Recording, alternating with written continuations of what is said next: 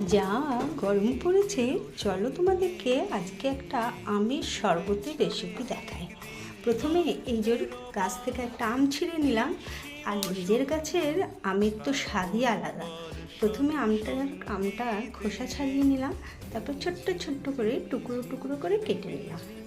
টুকরো টুকরো করে কেটে নিয়ে প্রেসারে এটাকে সিদ্ধ করে নেব, তাহলে খুব সুন্দর নরম হয়ে যাবে। এই যে প্রেসারে সিদ্ধ করা হয়ে গেছে, তারপর আমি মিক্সির জারে এগুলোকে দিয়ে তার সঙ্গে একটু পুদিনা পাতা, একটু বিট নুন, চিনি সব দিয়ে ভালো করে এটাকে পিষে নেব। আর ওখানে যেটা কালো কালো দেখছো সেটা হচ্ছে ভাজা মশলা। ওই ভাজা মশলাটা কি করে করতে হয় সেটাও আমি বলে দিচ্ছি।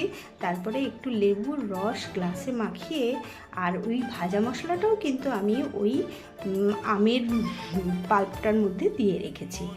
দিয়ে তারপরে ভাজা মশলাটা কিছুই নয়, ওই যে জিরে ধনে তারপরে একটু শুকনো লঙ্কা ভেজে গুঁড়িয়ে নেওয়া, ব্যাস এইটুকুই।